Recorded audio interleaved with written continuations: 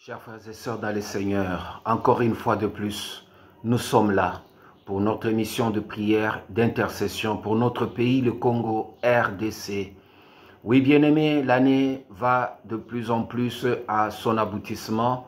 L'année que nous avons commencé depuis le mois de janvier, aujourd'hui en décembre, nous sommes dans quelques semaines, 2 semaines environ, pour clôturer pour les uns merveilleusement cette année, pour les autres douloureusement, et pour certains aussi avec plusieurs questions d'inquiétude ou questions de penser comment ils vont entamer l'année prochaine. Mais nous avons plus d'assurance en Christ lorsque nous nous fions à la parole de Dieu.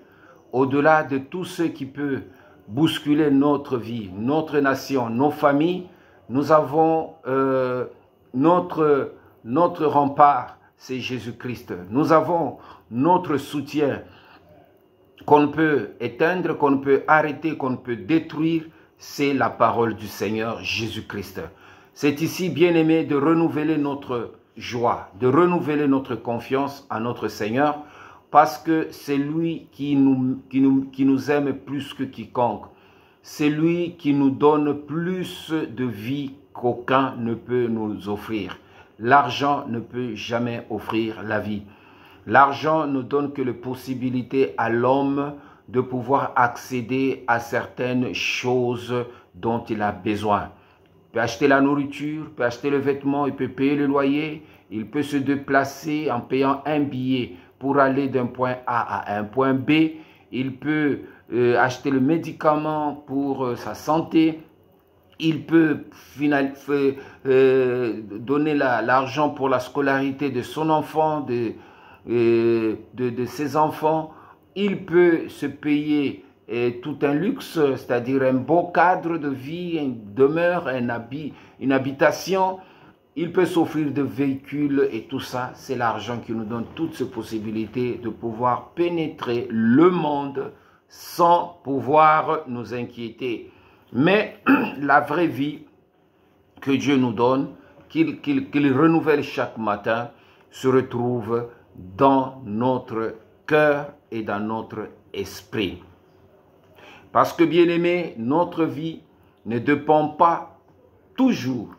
Je ne dis pas que le matériel est une mauvaise chose, mais je ne dis pas que nous ne sommes pas toujours liés au matériel. Pourquoi?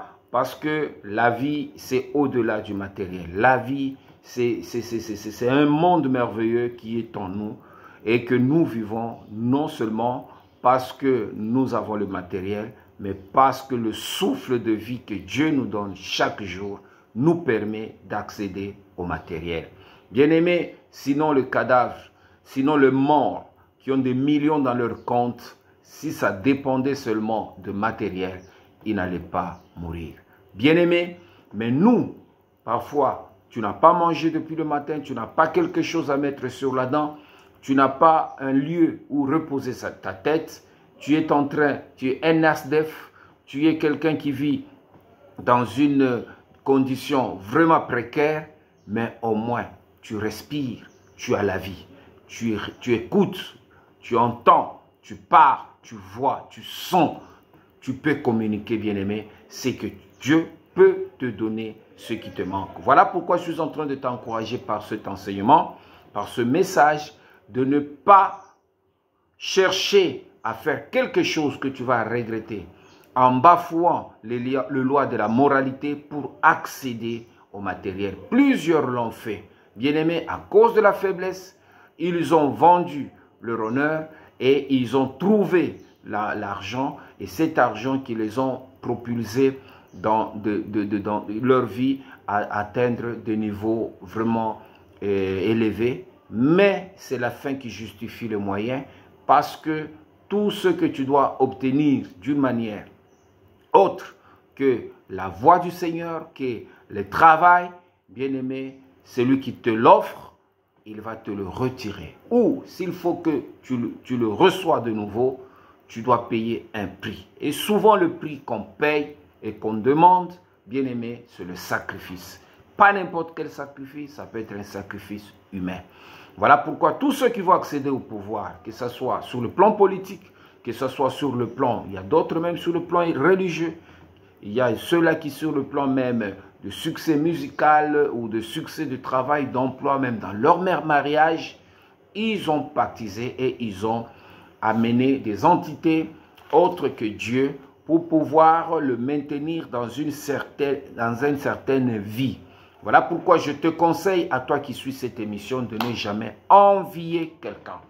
De ne va toujours pas chercher à t'égaler à qui que ce soit.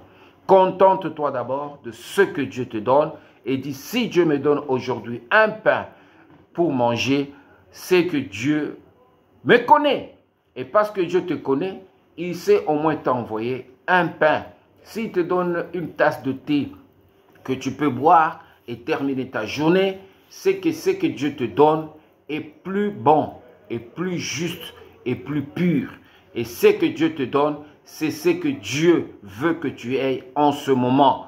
Mais parce qu'il veut te préparer demain à obtenir plus, bien-aimé, tu dois rentrer dans l'école de Dieu et tu dois travailler ton cœur pour ne pas tomber dans la disgrâce, pour ne pas tomber dans la faiblesse qui va faire que tu poses des actes que tu regretteras demain et que tu perdras tout. Tu perdras Dieu, tu perdras ton honneur et tu perdras aussi son estime. Voilà, bien-aimés, dans cette émission, nous parlons de notre héritage commun qui est le Congo. Nous prions pour cette nation parce qu'aujourd'hui, au fur et à mesure que nous avançons, nous voyons les ennemis du Congo se réorganiser autrement et chercher à nous faire davantage mal. Parce qu'à chaque fois qu'ils échouent dans leur tentative, ils cherchent encore à créer d'autres structures qui peuvent les aider à pouvoir encore plus nous attaquer. Dans toute chose, bien-aimés, nous ne devons jamais avoir peur de quoi que ce soit, de qui que ce soit et de n'importe qui et de n'importe quoi. Parce que là où nous avons franchi, là où nous sommes maintenant, nous sommes au bout du tunnel. Nous voulons sortir de quelque chose, mais quelque chose qui peut nous demander plus, qui peuvent nous demander beaucoup de peine, beaucoup de souffrance et beaucoup de résilience. Mais c'est à cette émission, de temps comme celui-ci, que Dieu veut vraiment les véritables enfants de Dieu qui sont prêts à se battre pour, pas seulement pour eux, mais aussi pour leurs prédécesseurs, pour ceux qui vont venir demain, pour leur progéniture. Alors, toi, Ali Kolobani Ndekonanga. Émission oyo ezali émission ya mabondeli. Toali ko bondela parce que lelo toyebi ete Nzambe, Jésus a dit que sur toi je bâtirai mon église. Pourquoi parole oyo ebimaki? Lilobo ebimaki parce qu'il y a na mutu moko a révélé que Jésus ali nani pona ye. Tango a révélé que Yesu aza Messie, c'est lui qui était venu pour sauver Israël, pour sauver le monde. Jésus était heureux de savoir que Pierre abanda kolandaye, lokola n'importe qui, mais abanda kolanda Jésus avec révélation. Lelo soki nzambe tozali ko vivre na mokili, tozali ko vivre en tant que ba Congolais. Et sengeli to comprendre mboka na biso, to eba ko comprendre que non, et sengeli to vivre avec révélation. Révélation ya ko comprendre eloko nzambe apesi biso, mboko ba pesi biso. Ce n'est pas n'importe quel pays, c'est un pays potentiel. Ce n'est pas n'importe quel pays où Tokoki Kozala Lokola ba ignorant éternel sans comprendre pourquoi Dieu a donné le Congo aux Congolais. Pourquoi il n'a pas donné le Congo au Rwanda? Pourquoi il n'a pas donné le Congo à l'Ouganda? Pourquoi il n'a pas donné le Congo à d'autres nations? Pourquoi sommes-nous le Congolais? Pourquoi on nous appelle Congolais? Même si c'est une étiquette. Mais nous devons avoir maintenant la révélation de notre identité commune. Et c'est ce qui doit faire aujourd'hui que tous à la bateau oyo, ba dirigeant ba kozala maintenant bateau oyo ba ko bâtir ba loi.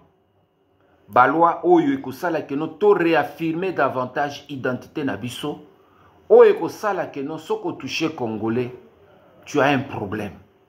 Personne dans ce monde n'a le monopole de la violence. Personne dans ce monde n'a le pouvoir de détruire ou de décimer une vie d'un autre.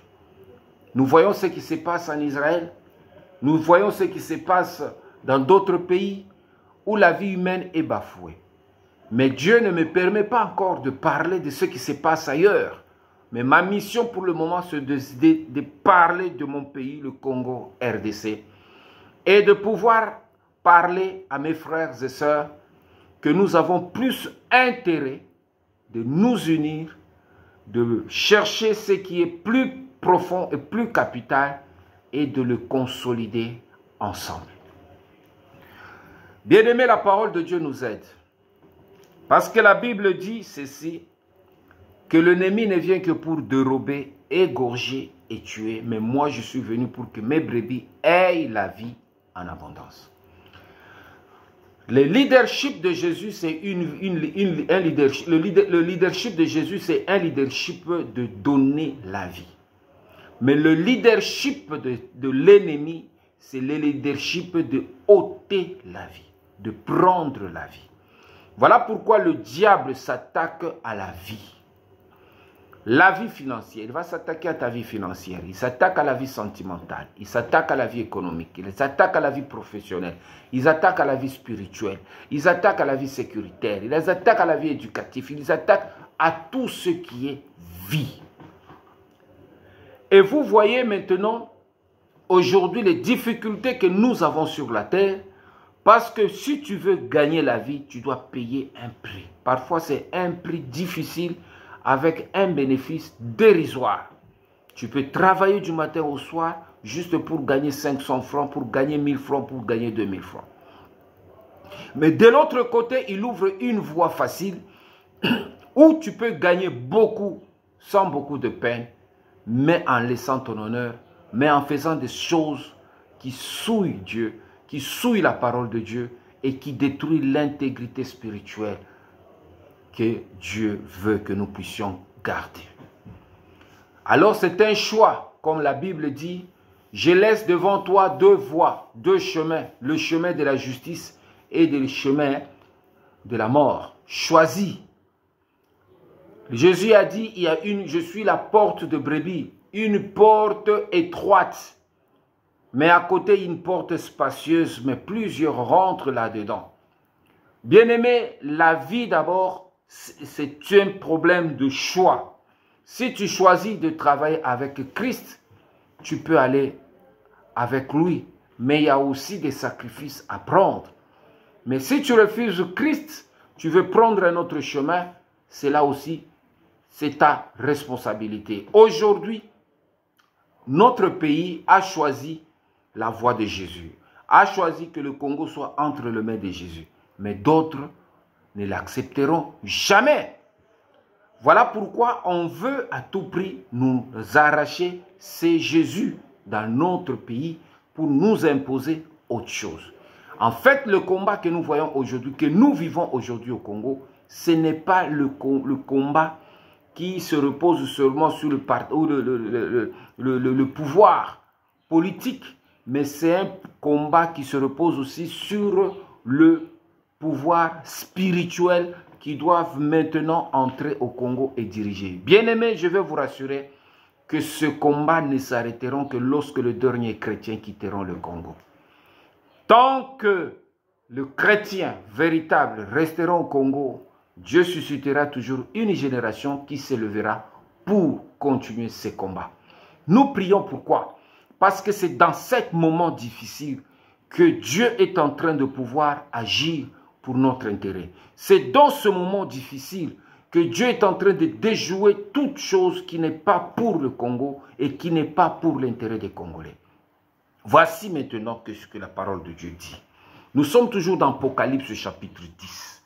La parole de Dieu dit ceci. Et la voix que j'avais entendue du ciel me parla de nouveau et dit, va. Prends le petit livre ouvert dans la main de l'ange qui se tient debout sur la mer et sur la terre. Et j'allai vers l'ange en lui disant de me donner le petit livre. Et il me dit, prends-le et avale-le. Il sera amer à tes entrailles, mais dans la bouche, il sera doux comme le miel. Comme du miel. Je pris le petit livre de la main de l'ange et je l'avalai. Il fut dans ma bouche doux comme du miel, mais quand je l'eus avalé, mes entrailles furent remplies d'amertume. Puis on me dit, il faut que tu prophétises de nouveau sur beaucoup de peuples, de nations, de langues et de rois. La mission que Dieu va donner demain à notre pays sera une mission prophétique. Quand nous voyons bien, bien aimés, les enjeux politiques au Congo aujourd'hui, parce que les hommes spirituels comprennent les choses, c'est qu'avec toutes les tentatives qui se sont déroulées, nous avons vu notre pays, les dirigeants actuels, faire les alliances avec FCC Cash, et ça n'a pas abouti. Ils ont fait maintenant l'union sacrée, et aujourd'hui, les autres aussi sont rentrés dans la rébellion. Ils ont commencé à réveiller les vieux démons de la guerre, et avec la mission de l'EAC, c'était qu'il n'y ait pas affrontement, que le pouvoir actuel accepte de négocier directement, qu'il force des nouveaux accords qui vont permettre la réintégration de tout ce monde afin qu'il puisse ouvrir un nouveau ordre politique et que les élections ne se déroulent pas comme ça se passe aujourd'hui et que toutes ces entités qui vont se regrouper puissent décider ensemble comment ils vont orienter le pays. La manière que les élections vont s'organiser, plusieurs se sentent exclus, ils voient qu'ils n'ont plus d'intérêt dans cela et ils sont prêts à tout faire pour le détruire. Dans tout ça, il y a les Congolais qui sont ni de gauche ni de droite, qui veulent vivre paisiblement dans leur propre pays, travailler et faire leurs activités sans embûche. Mais ils sont pris maintenant en otage par des intérêts égoïstes et aussi par un combat qui est mené par l'actuel pouvoir, de pouvoir travailler et impulser le nouveau leadership au sein de notre nation pour pouvoir faire avancer le pays selon la vision dont il veut imposer. Voilà pourquoi les élections, c'est un moyen pour que chacun choisisse les dirigeants qu'il veut. Mais d'autres voient qu'ils ne seront pas réélus, ils n'auront pas de mandat dans cette élection, alors il faut créer des alliances nouvelles pour pouvoir être plus fort et peser sur l'échelle. L'EAC qui est parti frustré, eux aussi se sentent un peu inquiets parce qu'ils n'ont pas eu d'intérêt dans cette histoire. Ils peuvent maintenant aussi revenir avec cette alliance nouvelle, pas comme EAC, mais ce sont des militaires qui peuvent aussi prendre les armes et continuer à appuyer ce mouvement pour qu'ils puissent déranger. Voilà un peu les tableaux que je vous peins, tel que je le comprends. Mais qu'est-ce qui va arriver? Bien-aimés, la Bible nous dit que Dieu est en train de vouloir mener un plan pour le Congo qui va faire que toutes ces alliances qui vont se regrouper, ils vont maintenant se déterminer et se définir. Et maintenant, la guerre aura lieu si ces gens-là ne laissent pas. Et cette guerre sera une guerre maintenant directe entre les nations. Ça va se déclarer et ça va se faire très mal. Et quand ça va faire très mal, il y aura, parce que derrière toutes ces nations qui se regroupent, il y a aussi de grandes puissances qui se cachent. Et ces grandes puissances vont alimenter, derrière la RDC, la RDC aussi a ses alliés, qui ne sont pas le moindre. Et nous allons rentrer dans une guerre qui risque d'embraser même une grande partie de l'Afrique. Et ça risque de toucher à beaucoup de nations. Ça va commencer comme une guerre des races, les Bantous et les Nilotiques. Et ça va créer que tous les Nilotiques du Nord vont chercher à aider leurs frères. Et ça va vers que ces Bantous qui seront aussi chercher l'aide de leurs frères Bantous. Nous aurons maintenant une guerre de Bantous contre les Nilotiques. Et ça va créer beaucoup de problèmes à l'Afrique. C'est la manière que je vois. Mais qu'est-ce que je vois aussi? Je vois que Dieu est en train de vouloir mettre maintenant le garde-fou autour du Congo. Le Congo maintenant ça sera comme une tortue qui va rentrer en lui-même et se solidifier. Tous ceux qui sont au Congo, qui auront des pensées malveillantes pour notre pays, ils vont être coincés de l'intérieur. Ils ne pourront plus. Dieu va les coincer. Et tous ceux de l'extérieur qui viendront pour chercher à faire mal au Congo, ils vont trouver cette carapace solide, inamovible, et qui va protéger les Congolais. Et Dieu va maintenant de l'intérieur rendre le Congo plus fort, de l'intérieur. Et il va maintenant chercher à pouvoir faire mal. Quand le Congo va sortir, ce ne sera pas le même Congo que nous connaissons aujourd'hui, mais ce sera un Congo plus fort et qui va aussi avaler d'autres nations. La parole de Dieu nous dit ici, au verset 11, « Puis on me dit, il faut que tu prophétises de nouveau sur beaucoup de peuples, des nations, des langues et des rois. » C'est-à-dire, Jean le prophète n'avait pas encore reçu la mission de prophétiser sur d'autres nations, sur d'autres rois, mais de prophétiser plus sur Israël. Israël, c'est comme nous, le Congo. Et c'est ce que nous faisons. Nous prions pour le Congo, nous intercédons pour le Congo, mais la mission va s'intensifier à d'autres nations, à d'autres rois et à d'autres peuples. Mais qu'est-ce que Dieu nous fait? Avant que cela n'arrive, la voix se fit entendre, la parole de Dieu dit ceci, « Et j'allai vers l'ange en lui disant de me donner le petit livre, et il me dit, prends-le et avale-le. » C'est-à-dire, ici, l'intensification de la mission ou l'expansion de la mission de Jean était maintenant liée à la capacité de Jean d'aller vers le livre, de le prendre, de le manger et les effets, d'accepter les effets de ce livre. Parce que quand vous mangez ce livre, il produit des effets. Le premier effet qu'il produit, c'est le goût du miel dans la bouche et le goût d'amertume dans l'estomac. C'est un livre qui vous donne en même temps le miel et l'amertume. Mais vous devez l'accepter. C'est-à-dire vous acceptez le bon côté de la parole de Dieu, c'est-à-dire la bénédiction, les avantages que la parole de Dieu vous donne. Vous l'acceptez, le pouvoir, le potentiel, la joie de vivre, la paix, la sécurité, le bonheur. Mais vous acceptez aussi de souffrir, de porter votre croix, de vous battre, de résister au diable, d'être traduit en justice, d'être bafoué par les hommes, d'être chicoté et d'accepter ces douleurs comme l'ont vécu les apôtres et ceux qui ont porté Christ dans leur vie. Et Jean l'a accepté. Quand il était prêt, c'est alors que la voix lui donne une mission. C'est que tu ne pourras jamais être un missionnaire dans le monde si tu n'as pas en toi-même le miel, tu n'as pas accepté le miel et l'amertume. C'est dans cette optique que Dieu veut placer maintenant le Congo, que ce soit un pays qui produit le miel, qui reçoit le miel, qui ressent le miel, mais un pays aussi qui produit l'amertume. C'est que c'est la parole de Dieu qui produit. Le Congo sera un Congo qui va produire le miel, où les gens viendront et ils vont trouver le miel au Congo. Mais ça sera aussi un pays qui va produire l'amertume à beaucoup de pays. Ceux qui viendront avec les intentions malveillantes, ceux qui viendront avec les intentions pour faire du mal au Congo, ils vont trouver l'amertume.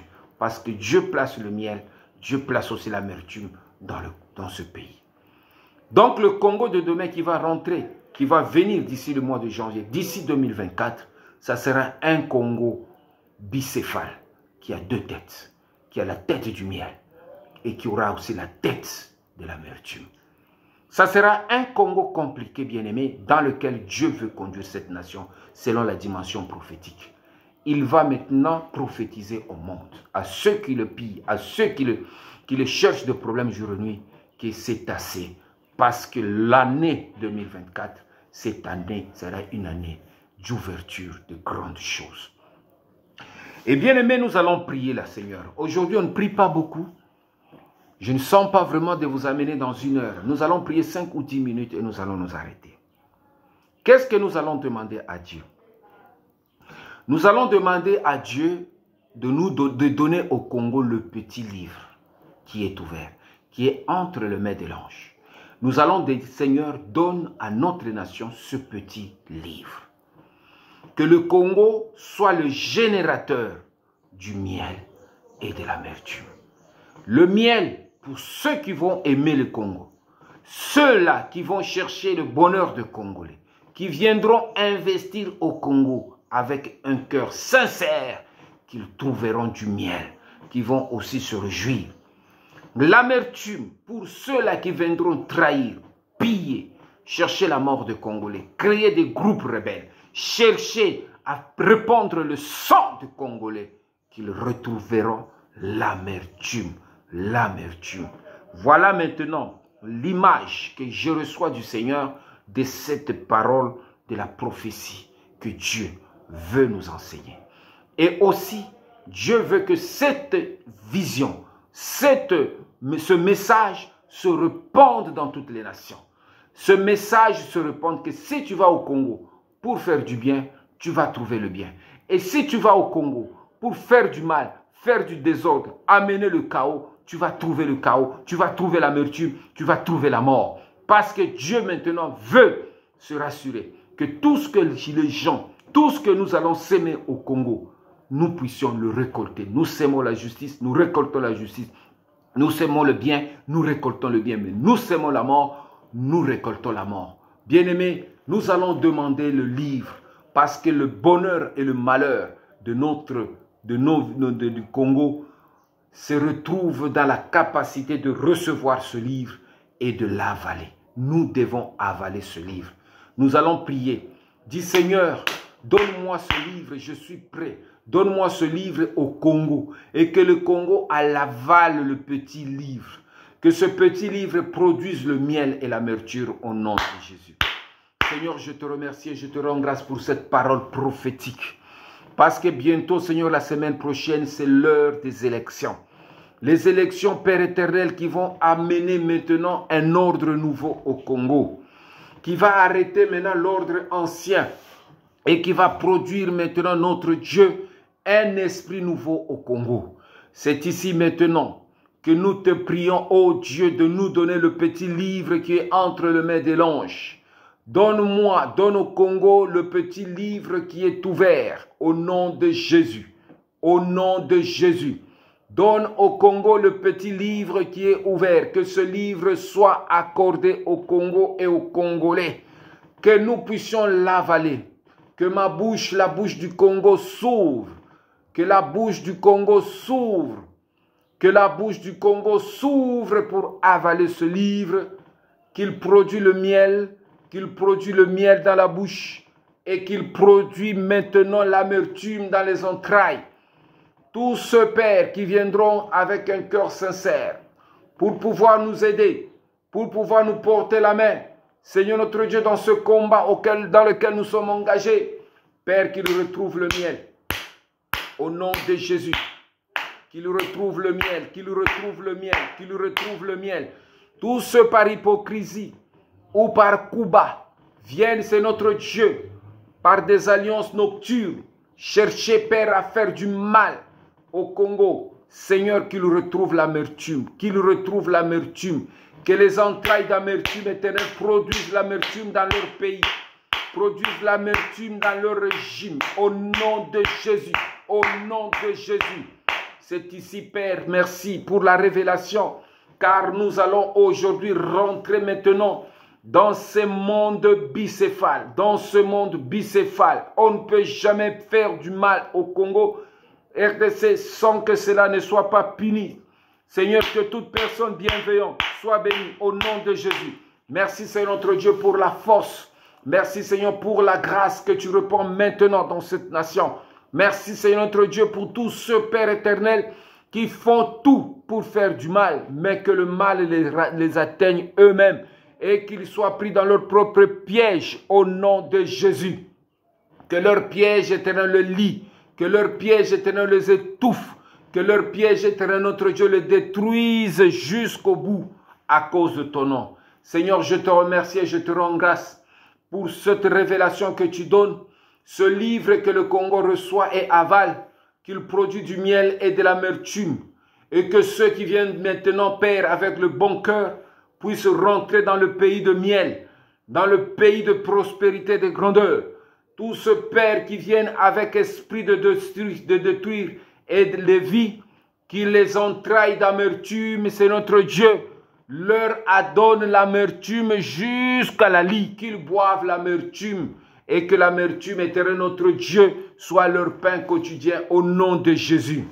Je bénis le Congo, je bénis les élections, je bénis tous ceux, Père éternel notre Dieu, qui aiment notre nation et qui veulent à tout prix que cette nation soit un modèle des nations. Merci éternel notre Dieu pour la grâce que tu répands, pour la paix et la sécurité. Merci pour la victoire que tu donnes à ce peuple sur le plan spirituel. Merci c'est notre Dieu pour la réponse que tu donnes à nos ennemis.